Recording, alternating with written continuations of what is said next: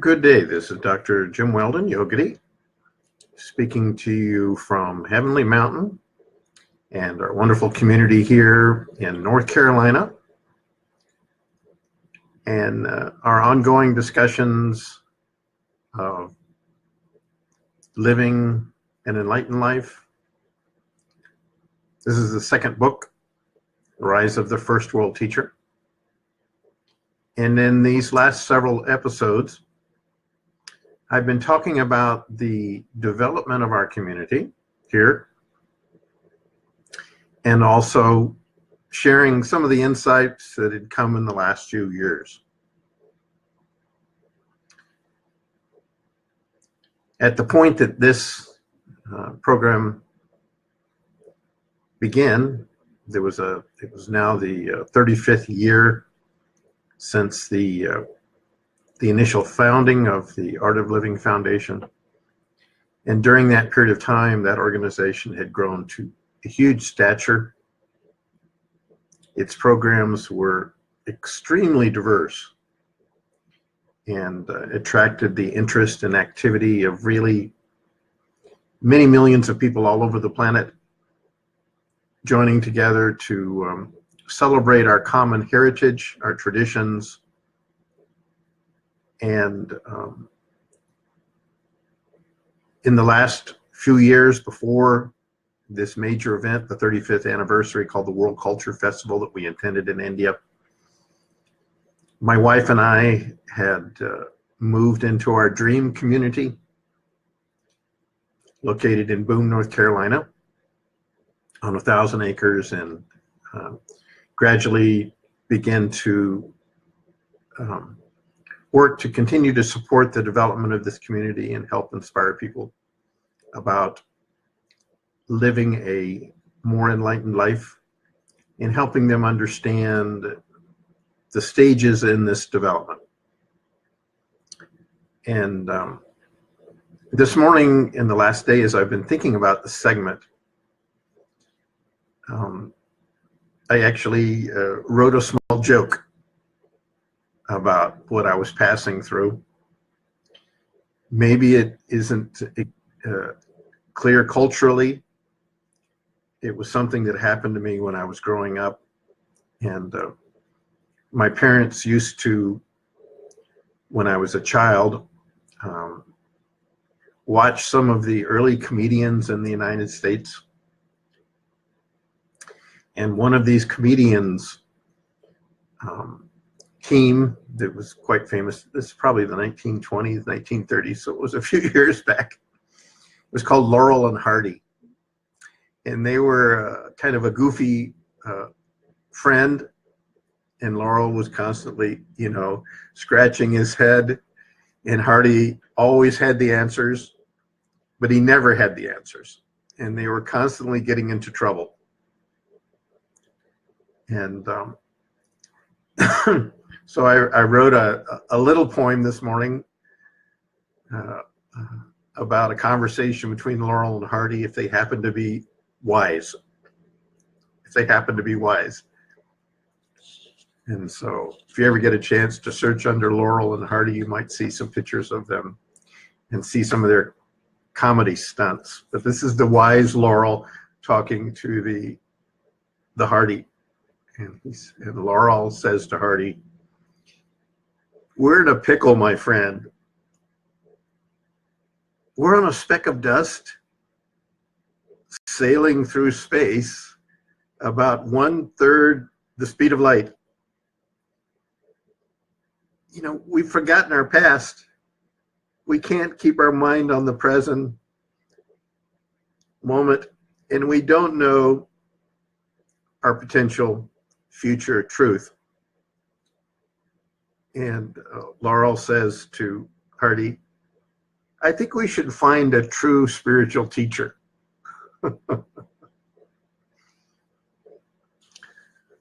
So this is kind of a joke, but in the sense this is quite true. If we really look at the deeper aspect of our life, life is such a huge, unbelievable mystery. And we're living in such a huge unbelievable universe.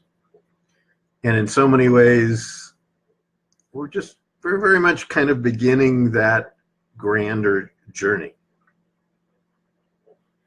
And the entire purpose of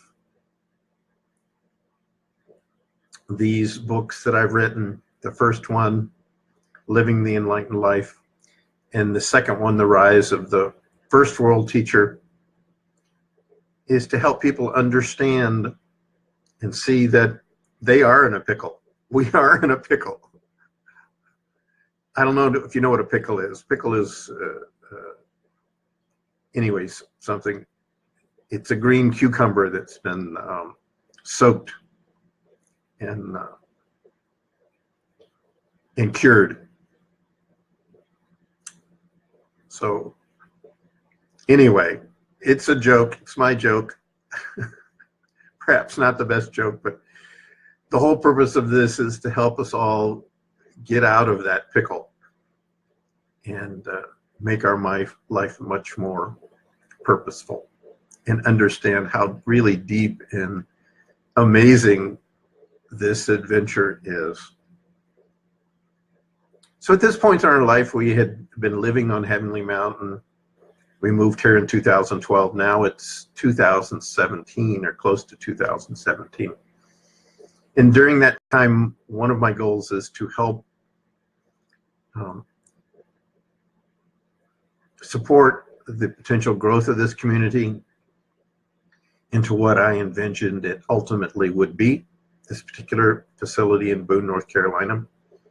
Essentially a center for higher consciousness that would remain to provide a stable source of knowledge for many years after I'm gone. You know, our life is really quite short in the scheme of things. And I've always believed, and I encourage everybody to think a little deeper on their own life and realize that really we've come here to help bring something into this world. Obviously, part of that is the qualities which we imbibe as human beings, our love, our compassion, our creativity, our insight. And we've come ultimately to join together with others in that process. Because ultimately in the scheme of things, the individual is absolutely insignificant. You know, we come and we go. And it's my hope that the inspiration of my sharings and my personal biography will help you understand that our life is much, much deeper. And during this time here, this huge complex of buildings that was built here in Boone, North Carolina, was being occupied and utilized and developed for a community. The Art of Living Foundation moved into the largest portion of it, 660,000 square foot facility, and gradually the activities began to grow. There were two more communities, one in the middle, which originally was a community for families and houses, and there was somewhere between 20, now maybe 35 families that had homes, big houses, and even some smaller townhouses. But there was an entire facility on the other side sitting unused, still quite big, about 230,000 square feet. And again, to give you a perspective of that, a decent size hotel, 180 room, 100 room hotel, 40,000 square feet. So it was still a very substantial facility, but it was sitting unused. And so I was trying to think of a way that it could be used to do good. You know, I'm in the healthcare field, and I thought, okay, perhaps we could have some type of college out there. Boone, North Carolina is a college town. It already has about 20,000 students. Appalachian State University. And I thought perhaps something like a naturopathic college or a chiropractic college.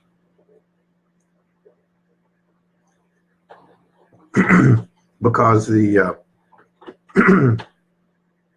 the founder of the Art of Living, Sri Sri, was interested in bringing some of that more so to India, particularly the chiropractic schools. And that event, that happened, but nothing seemed to happen over the years. And I even visited several other large spiritual organizations. They were active. One of these was Amaji. She's an incredible teacher of great love, blesses people tremendously, and travels around the world, does so much good. Quite active, quite large. And I thought, okay, maybe they would be interested in taking that facility. And if you know a little bit about her, she is relentless in terms of blessing people. And she does this every day, all day long. Travels around. You know, these teachers that are living this level of life, they're all uniquely different.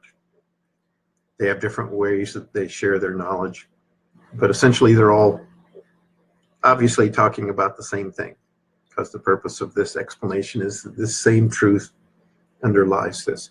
And she has a very large center in South India, in the Kerala area.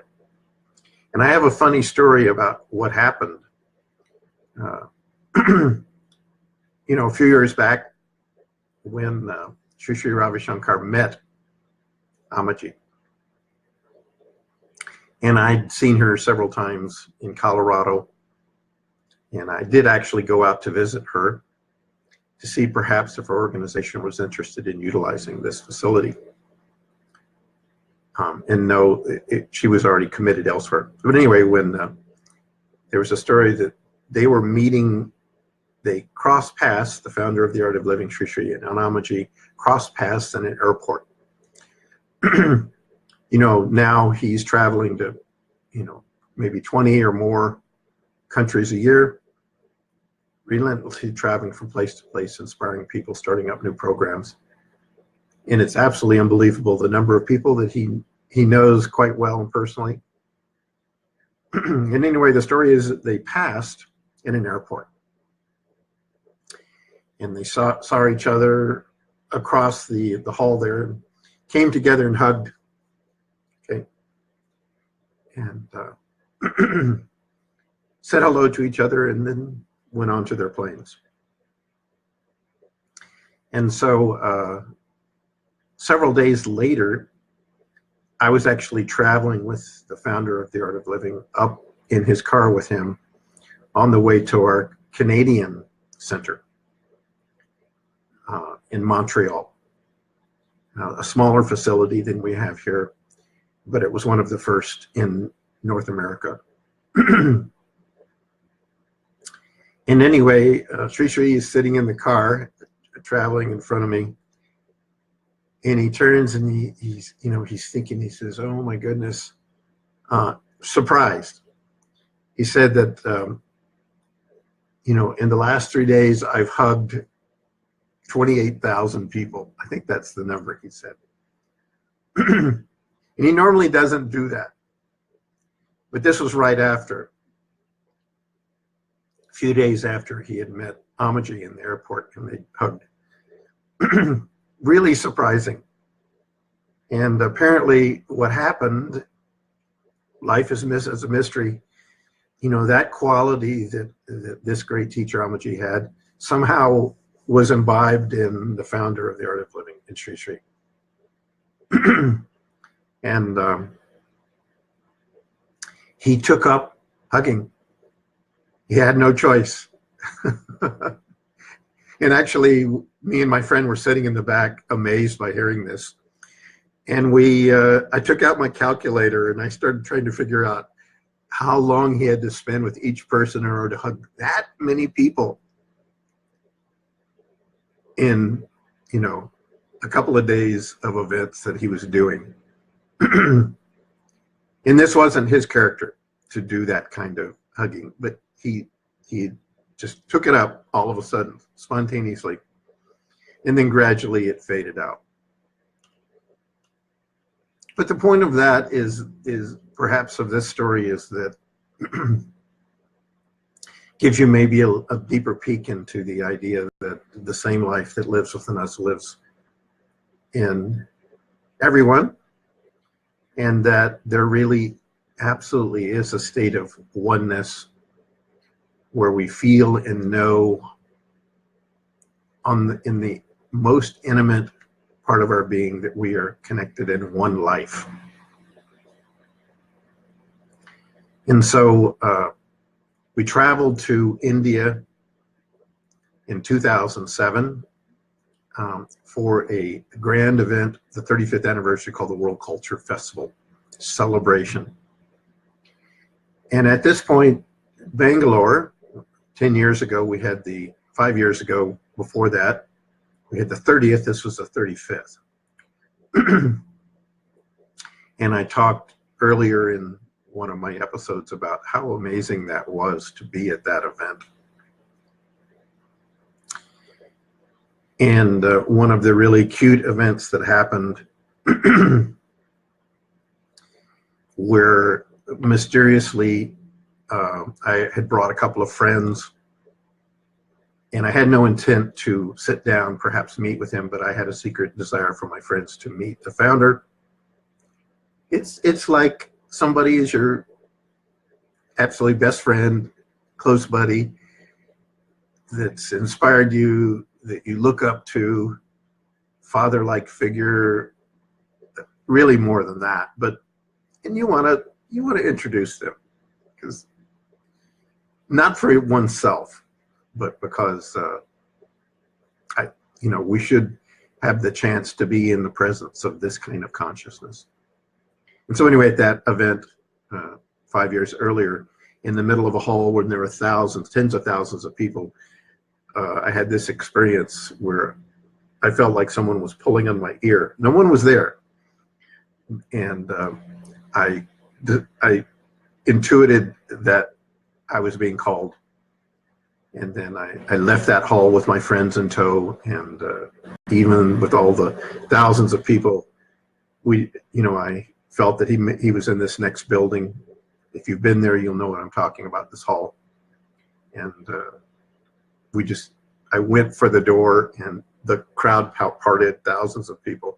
The door opened, we walked into that door, and he was sitting there grinning at me, pulling on his ear, playfully. So it was a really fun time. And this next event, I've been thinking about it the last few hours, rolling it in my mind before I woke in the morning, actually, on how amazing this time was. And at this time, the facility that we originally used in Bangalore were too small.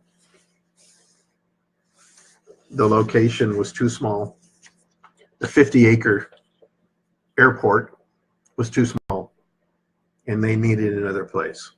And this was done in Delhi, along the Yamuna River, in a huge open area location.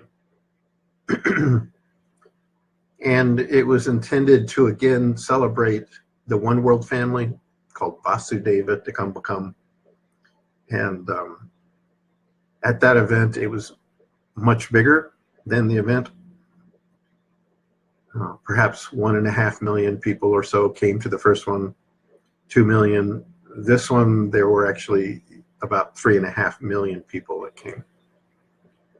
And those of you that hear of this around the world, you say that's huge. There are actually bigger events that happen. One of them is called the Kumbh Mela, which happens a little bit farther north, even bigger than this. But this is all organized by the Art of Living. And representatives were en route from 155 countries for this event. And my wife and I decided to go a few weeks earlier in order to actually, I wanted to see the location. I wanted to see the work in progress in terms of what they were building here for this event. And so we flew into Delhi, and we had kind of one day there before we went into Bangalore. We were coming back later for the event. And I jumped in a taxi and made my way down towards the location. And if you have a chance to look online, do a search under World Culture Festival Art of Living. It's 2017. And see the volume and the number of people that attended at this event. But I wanted to see the stage, actually, because I'd been hearing about this stage. And just imagine a skyscraper, you know, maybe a 50-story skyscraper turned on its side. And this was the bleachers that everybody sat. And then in front of this was this huge stage. I don't know how many acres it was, maybe 10 or 12 acres, the stage where all the dignitaries would sit, and then all of the cultural festival events in front. You'll see it if you go online and you check there.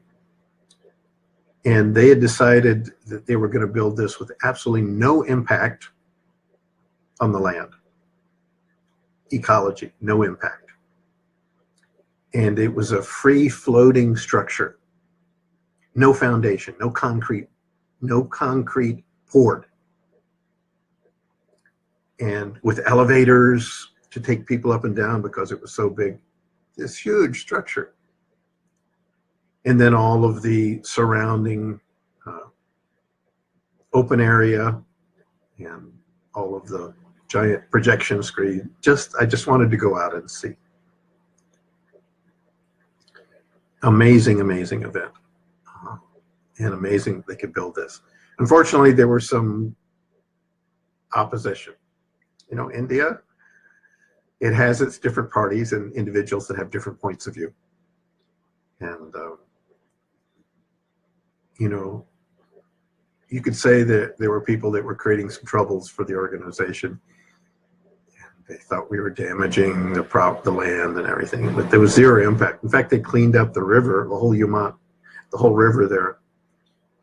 And they had this huge project of, it was so polluted that the animals would not even go down into the river. And there had been an ongoing project the last few months to actually clean that up because it was so stinking that no animals would go down and even drink the water. And there was this huge process going on where literally thousands and thousands of individuals had created these biological containers that had specific herbs and enzymes in that, kind of the things that you would normally put into a septic system. And they had decided that they were going to clean up. One of the ways they were going to clean up the river is by pouring these cleansing elements into the septic system to go down. Septic tank. But the entire river had become a septic tank. And so this was another project. So many thousands of these individuals had created these big bottles of cleansers and were pouring them into the toilets in Delhi. And this ultimately cleaned up that river, and the animals came back. And but in the meantime, there was quite a stir in the media. People were trying to oppose it, and I'm in favor. It had become politicized. You know, in the United States, we're beginning to understand a little bit more now about this point of view, that point of view, when people are taking positions which are not necessarily based in fact, but based upon my side, your side points of view. So anyway, all of that had continued, and during this event, because it was of such a large stature, and during the major event, for example, there were 37,000 different artists that danced and sang and different performances, and from 155 different countries around the world. And before that, we did make our way down to Bangalore for a week or two. My wife wanted to go to their really excellent Ayurvedic clinic. They had a huge hospital operation now there, and the campus there had just absolutely exploded in the last 5 years. Those last 5 years since we went there 5 years earlier. I mean, it was really an entire city with thousands of people working there, doing all kinds of really good things around the world. And in there, they were doing almost anything you could imagine. There were delivery trucks delivering healthy and organic products and services all throughout Bangalore, and many different kinds of activities. And the campus was huge. And the original really small facility, the old campus, and the individual kutir of Shishri, where we used to sit out with him, that was the old campus. It had multiplied many, many times. And they now had an outdoor venue space that could handle, 30 or 40,000 people, 50,000 people. And commonly there were numbers like that were coming to the event. And and we also, so my wife and I went to their Ayurvedic and their hospital clinic there. She did have diabetic symptoms, and she was wanting to do some of those treatments. In my case, I wanted to do a few things just to be there. And we got a little private room there next to their main hospital facility and went through some of those treatments. Very, very reasonable. And the technologies for creating better health are really amazing, amazing. The kinds of things that they were able to do for people who were needing that kind of help were really unbelievable. We saw one individual who had come in with a major stroke and was completely paralyzed. And during that time, through the different types of treatments they did, Ayurvedic natural treatments, herbalism, and other things that they do. There is a full medical staff there as well. He was up and walking around. In my case, I had early stage cataracts, and through some of the eye treatments, I was able to actually clear that out in that short period of time. Surprising, amazing. Things that I would never see. And my personal opinion is that if I had to really had anything significantly serious, that's the place that I would go. And you may realize or know that I'm a physician in the United States in the natural healthcare field called a naturopathic doctor. So I practiced for some years, had clinics and so forth. That's the place that I would go. And now it's really well known all throughout India, and the cost for doing some of those treatments is quite reasonable. So it was, so anyway, we spent some time and then we flew back to Delhi for the World Culture Festival. And it was such an amazing time. Crazy and amazing.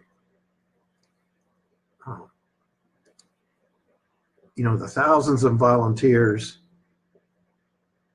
that organized this many people, 3.5 million people, to get them transportation, housing, food, safely to and from the venue. I mean, there was a group at every one of these hundreds, perhaps thousands of hotels that they had, many hundreds of hotels, to organize the buses and the transportation. An unbelievable process. And all of that went off. Unfortunately, the first day was a crazy disaster the first day of the event. And what happened on, I believe it was on a special holiday that many groups were actually getting married also around in that area of Delhi. So the traffic was completely backed up. And all these thousands of buses were heading towards this venue to try to get people there for the first evening. And then it began to rain. The rain began to come down badly. And so, how can I describe the scene that first day? Total chaos. Imagine you had maybe several hundred boxes of matches. Okay, matchbox, with maybe 50 or 100 matches in the box. And then you opened all those boxes and you turned all those boxes of matches and threw them on the ground. And then it was all happening in a muddy swamp. And each one of those matches was a bus. That's what happened. Thousands and thousands of buses, all parked in every direction imaginable. And everybody came. They didn't realize what the deal was. The traffic was backed up that first day. I think it took us maybe 3 or 4 hours to actually get to the venue because the traffic jams were so bad. And then once we got there, we got out of our buses. We didn't realize there were thousands of more buses coming in. We thought we knew where our bus was, and we didn't. And so we were actually there just long enough to see, kind of an opening ceremony. And then we had to turn around and actually find our way back.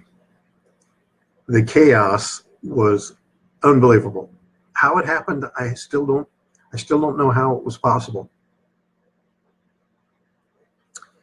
There is a big mind. And there is a level of consciousness that connects us all. And the only thing, and the reason I mentioned that earlier experience where, in the last event, where Sri Sri was pulling on my ear and took me and showed me where he was and drew me in there. To this day, I don't know how we all made our way out of there. And I really suspect and believe that somehow maybe this big life, this consciousness, which was totally immanent, we were there for that one world consciousness and the world one film, was somehow directing us all, pulling on us this way and that way. I don't know how it happened. I don't know how we made it back.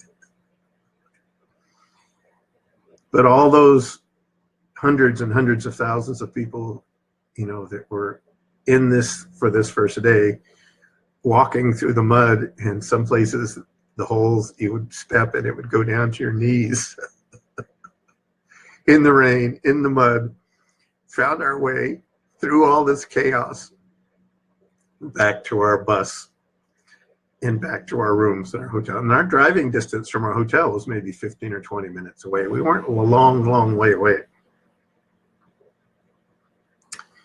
So that was the first day. Total chaos. And after that, it was really beautiful, unbelievable. And to imagine sitting in there were representatives from virtually every government in the world and tens of thousands of spiritual teachers from every imaginable tradition that had come to enjoy this festival. And so many different groups came, they had their own costumes and their dances, and it was all choreographed. I was involved with a group that was doing something from Bangalore, and I brought my little instrument that I now played in my conch, my shank shell that I play. And I played there at that event. But just to sit in this,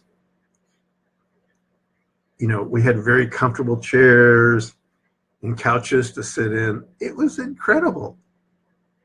And they did have a segment for the international, so it wasn't too crazy. In different countries, we're all stationed throughout that. Go online and look at this. And the other thing that I did while I was in Bangalore is I met with the head of that hospital in the hope that I could talk them into considering this other portion of the property here in North Carolina, maybe to use at some point. And the founder of the Art of Living had continued to encourage me to work on that, and it was one of my pet projects to continue to expand this community. So an amazing time, the World Culture Festival, and we made it back, of course, alive and well. Didn't get sick. There was no, crazy things that happened. There were no people that were hurt that I know of, even though there were actually some threats against the group by several radical groups. Nothing like that happened. And there were 3 days, 2 full days, and then an evening, meditating, singing together, dancing together, enjoying this incredible time. So after that, we returned to the United States and came back home. So thank you for listening to this adventure today. I think it shows that individuals of good heart and goodwill can really accomplish great things, and that we can all come together and contribute our talents and our inspiration, our insight. And this event and all of this is recorded on my YouTube channel now. All of these will be posted there. And the next segment, I think, will be summarizing the end of this book. There's another one in the way that's en route. I haven't figured out how I'm going to introduce that, but I guess it will happen. Thank you for coming today and listening to my personal autobiography and my adventure and supporting and this wonderful organization and telling my story about being around a teacher who I consider to be really the first global world teacher. One way you can think of the founder of the Art of Living, he's really kind of in some way a successor to the nonviolent activities that were taught by Mahatma Gandhi and influenced this world in the West so heavily. And there were more great things to come. So join us again for another episode. This is Dr. James Weldon Yogadhi speaking to you from our community here in Boone, North Carolina, Heavenly Mountain. Namaste, and may that divine life also rise within you, which is the whole purpose of this sharing. Ultimately, only that matters. And you remember that little joke I told you at the beginning? Having good guidance really helps. Huge steps of progress can be made in a very short period of time. And I do believe that this state of awareness that I'm talking about, in the stages of this development of this illuminated, enlightened consciousness, are really the next natural state of human evolution. Not as far away as we might suspect. It's our very nature. So coming into contact with that allows us to become beings filled with goodness and to give that and share that with others is one of the purposes of our life. So I encourage you to look a little deeper into your own life and be grateful for the mystery and the wonder of the life. And the one solid point in all of this with this world is really the inner being. The inner being is the one thing that has always been there. When you were a baby, when you were a child, it's the same inner awareness in the deep level of your existence, which perceived out through those eyes, that has lived all of this life. Everything has changed. Every cell in the body has changed so many times. But that inner reality needs to be explored and understood and experienced to live the full potential of life. Have everything you want in the world, but grow that as well. And you will find that your life is so much more fulfilled in the process. Thank you so much. We'll talk again. Bye-bye.